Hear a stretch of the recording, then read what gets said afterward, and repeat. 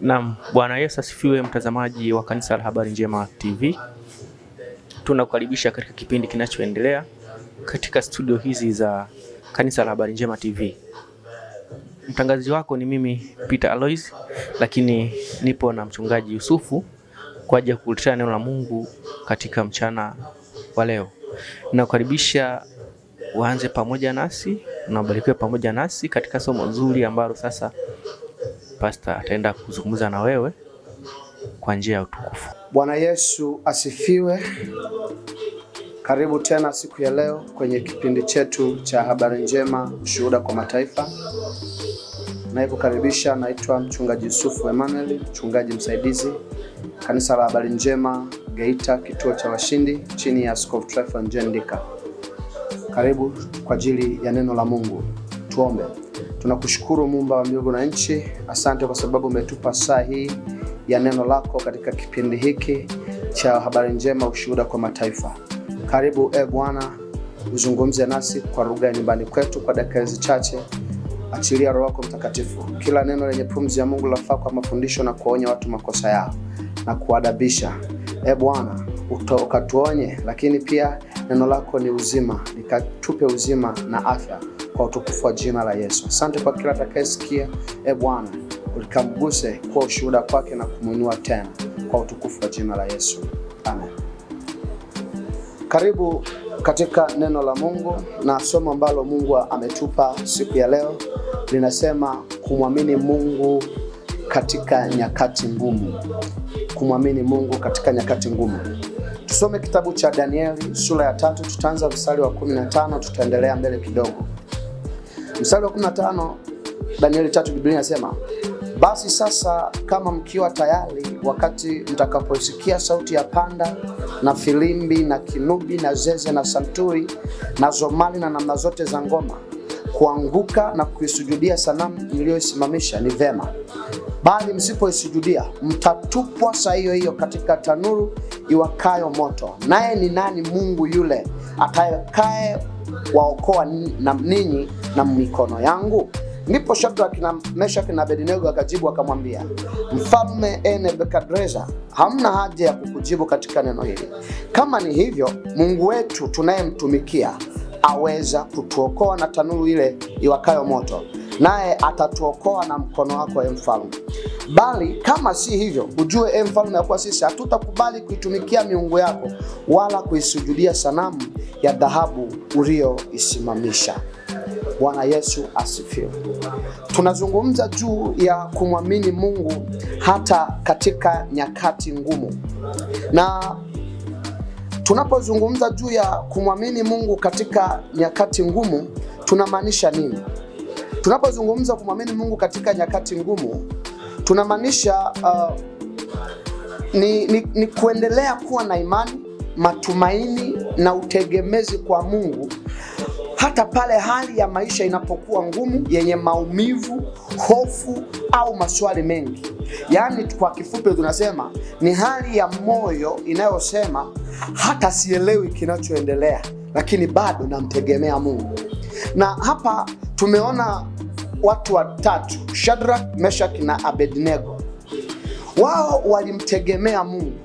Wakati santuri na ngoma zinapigwa na zomali na kila aina za ngoma, walitarajiwa wapige wainame kwenye ile sanamu ya mfalme kama ilivyokuwa imetolewa oda, lakini wao hawakuinama kwa sababu walikuwa wanamjua Mungu mmoja na walikuwa wanamwamini ya kwamba amekausha bahari ya Shamu. Kweli leo tuje tumuinamie Mungu mwingine, tuinamie miungu ambayo haiongei? Wakasema haitawezekana. Mfalme akakadhibika walipomletea habari za watu. Anawapa amri, anasema yani itakapopigwa sasa hivi muwe tayari, kama mtakuwa tayari nitawatupa.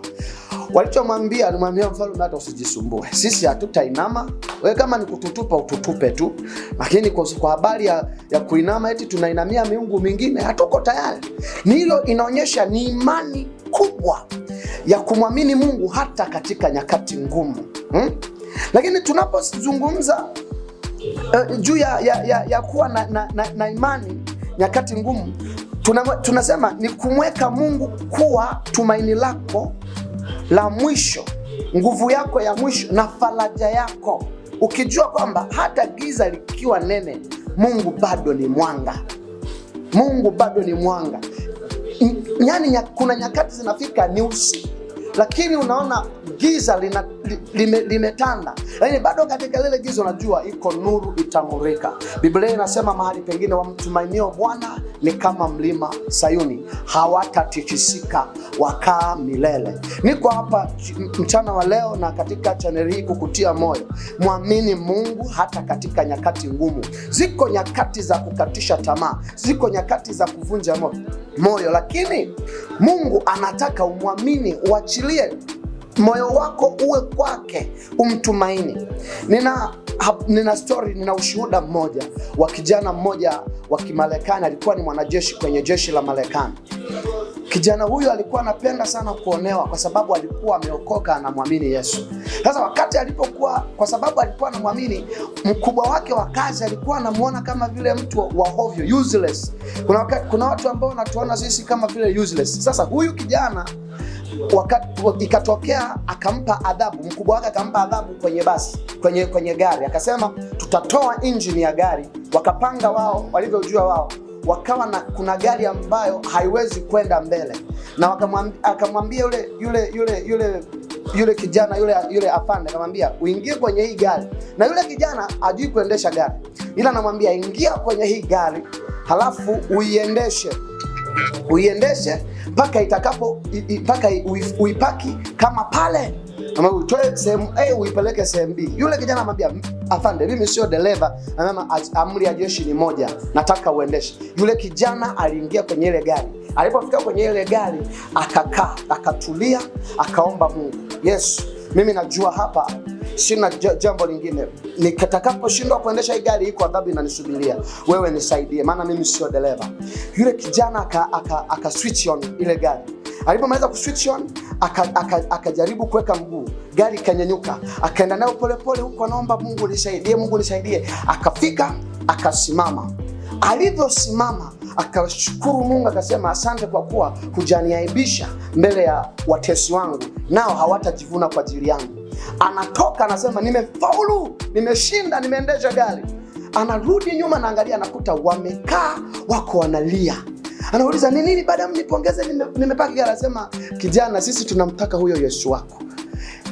Nyakati ambazo tulizokuwa tumekupa zilikuwa ni ngumu. Hii gari haina injini, wewe umewezaje kuiendesha? Huyu Mungu wako ni Mungu wa kuaminiwa. Ndivyo ilivyotokea hata kwa kina Shadrach, Meshach na Abednego. Wakati ambao walitakiwa wawekwe kwenye moto, akatokea mtu wa 4 ndani ya moto, akauzima ule moto, haukuwa na nguvu kwao. Mfalme anachungulia, anakuta yuko mtu wa 4. Nataka nikwambie, kwenye nyakati ngumu yuko mtu wa 4 katika jina la Yesu. Uwe na tumaini na imani kwake ya kwamba jambo jipya linatokea. Usikate tamaa, usiwe hata na chembe ya kukata tamaa, maana Mungu wetu ni wa kuaminiwa. Biblia inasema wamtumainio Bwana hawatatikisika, wakaa milele. Mungu akubariki kwa neno hili, na mchana wa leo na saa hii ninachotaka kukwambia tu, uchukue ujasiri huu wa Shadrach, Meshach na Abednego, useme sitaabudu miungu mingine, sitainama kwa Mungu mwingine isipokuwa kwa Mungu wangu. Iwe njaa, iwe uchi, iwe adha yoyote, sitatoka kwa Mungu wangu.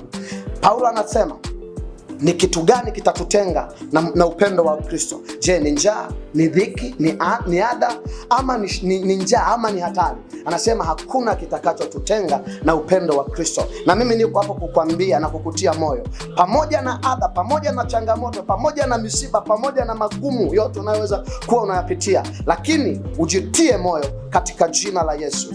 Bwana yupo kwa ajili ya kukutetea. Mungu wa mbinguni akubariki na akupe neema ya kuhimili na kustahimili, maana majaribu hayana budi kuja, lakini yule atakayevumilia mpaka mwisho ndiye atakayeokoka. Mungu akubariki sana, na kushukuru Bwana kwa ajili ya neno hili. Asante kwa sababu umetupa neema ya kutafakari neno hili juu ya kuwa na imani katika nyakati ngumu. Tumesoma juu ya Shadrach, Meshach na Abednego, namna ambavyo walipita katika nyakati ngumu. ngumu, lakini hawakukata tamaa. Bwana, msaidie msikilizaji huyu na mtazamaji anayetazama video hii. Bwana, ukampe neema ya kustahimili, maana Bwana, kwako tunao uhai wetu na kwako tunatembea. Mfalme wa utukufu, ukatujaze na neema yote, ukatupe neema ya kuvumilia katika nyakati ngumu, maana umesema katika kuvumilia kule tunayo saburi na thawabu. Asante Roho Mtakatifu, maana utaendelea kutufundisha zaidi na zaidi, na sisi Bwana tutaendelea kuona mkono wako. Sifa na heshima na utukufu narudisha kwako. Asante kwa ajili ya platform hii ya Habari Njema Utukufu, Habari Njema Ushuhuda kwa Mataifa. Ukawa ushuhuda kwa mataifa, nao wakajifunze kupitia wewe. Sifa na heshima tunarudisha kwako, maana unastahili, katika jina la Yesu.